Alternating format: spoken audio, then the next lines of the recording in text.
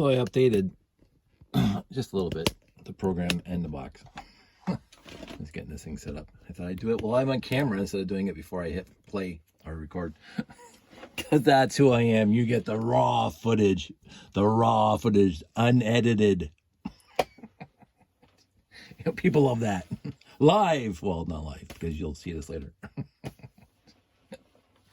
Anywho. So motor, rotation sensor, and I just have to hold it. Let's rotate these around. Whee! There should be 7 steps. Let's see. 1, 2, 3, 4, 5, 6, 7. Yeah, so the RCX goes from 0 to 7 or 1 to 8, but 0 to 7, 7 steps from 0, and then reverse is exactly the same except backwards. I won't bother wasting your time. What I did is I just lessened the wait time between the loop of polling the rotation sensor. It was 2 seconds before, now it's 0.2 seconds. So you get the smoothness. So you can go really, really fast and really, really slow and then backwards. So what I was trying to do today is to see, let's get this thing off so it doesn't make noise. I was trying to see if I could add a touch sensor to the rotation sensor. And you can add a touch sensor. Oops, that stupid me. You can add a touch sensor. The problem is that if you put the rotation sensor on angle, the touch sensor just increases the number, whatever number's on there by 1 or -1. It doesn't actually go to 1023, which I thought it was going to do. So you'd have to put it on raw or percent to verify that this touch sensor actually gets pressed. And then the rotation sensor doesn't work very well unless you put all the coding in there for the various numbers of the rotation sensor. The rotation sensor, as you turn it, I think it's broken up into 32 steps along the circle, or 16, whatever it is. There's 4 numbers that are alternates. It doesn't go like 25, 50, 75, 100. That's just arbitrary numbers I'm picking up right now. 25, 50. It goes like 25, 75, 50, 100, whatever it is, or 25, 100, 50, or whatever. So because then it knows whether it's going forward or backwards. And so if you put it on raw or percent, you press the button, it goes to 100 or 1023. But then I have to add all the coding to know which way it's going, and I'm not going to do that. So what I plan on doing now is, I don't like my trains going backwards anyway, because especially if there's the monorail, because then all the brushes on the track will get all bird's nesty, because the brushes can only go one way and remain nice and intact. If you go the other way, it gets caught on the thing and it becomes a mess really quick. I'm planning on using this rotation sensor, not even for the monorail, but for the train at the bottom. And the idea is that I'm not sure if it's going to be a lever from 0 to 7 on a whatever, or a wheel like it is now, where it just, you press the lever to full or half or whatever, 0. And what I wanted is, whatever happens to the rotation sensor, because it could get off balance, that when you got it back to 0, press the rotation, the touch sensor, and it reset to 0, whatever the number it is. As soon as the lever was back at the off position, whatever number happens to be on the rotation sensor, it'll just reset it to 0 anyway. So that's what I wanted to do, and that's what I can't do. So that's c'est la vie.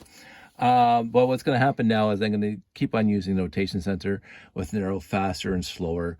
And then if you go to, it's not programmed right now because of course now it's going backwards. If you keep on spinning it it's like till it stops.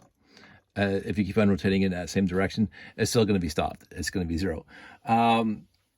And if nobody touches the rotation sensor in X number of minutes, that's what the program's going to do. It's going to send the train around the loop anyway.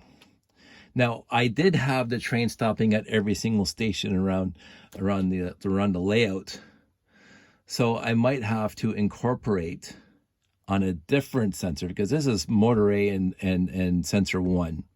And then the next loop is going to be motor B and sensor 2, and the next loop is going to be motor C and sensor 3.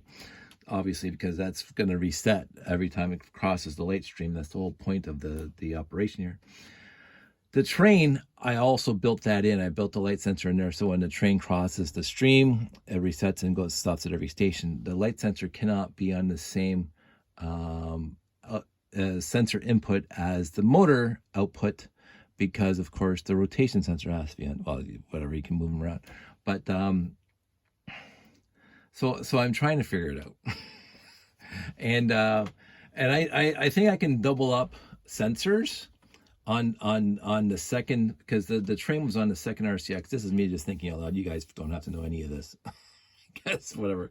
But the second RCX had one monorail loop, and well, actually in this case no monorail loops, but it's going to have one monorail loop, the top one, and the train loop, and the the door that goes up and down and pushes the thing out. Now the door that opens up and down and presses the thing out is on a touch sensor. So you press the touch sensor and the door goes up, and then the ship gets pushed out, and the ship comes back in and the door goes down. What I can do is you can put a touch sensor and a light sensor on the same input port, the sensor port, because the touch sensor is either 0 or 1023 if you put it on raw, and the light sensor is of course all the numbers in between. So you can set the you can program it that as if it's 1023, the button's been pressed, the door goes up. If it's a light sensor, then you know when it crosses the stream, because it goes from 800 to 600 or 800 to 400, whatever it is. You have to figure out those numbers at the show. So I can put the touch sensor and the light sensor on one output port. So it'll be combining the lights, the sensor port for the train loop, and the sensor input for the train loop, and the sensor input for the door pressing the button, and the light sensor will be on here.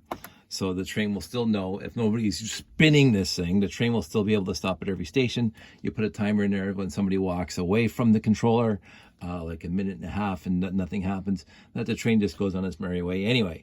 So it'll always be moving, quote unquote, it'll always be moving.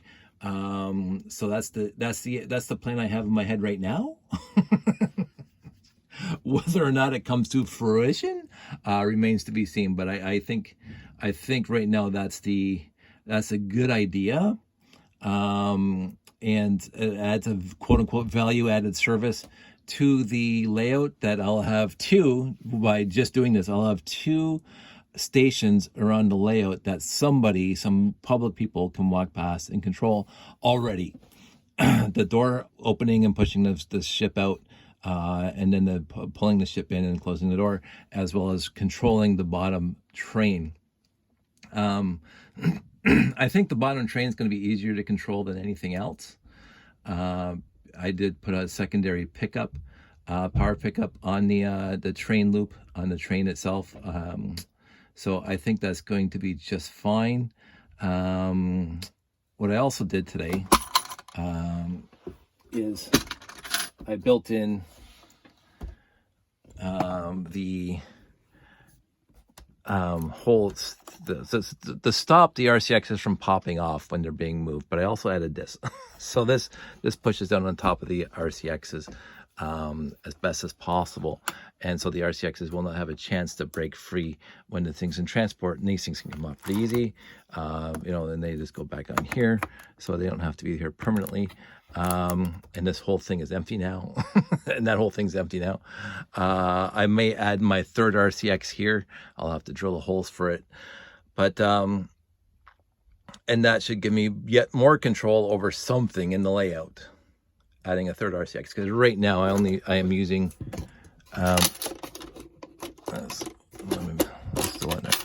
I'm only using 2 of the 4 plugins, because I only have 2 RCXs.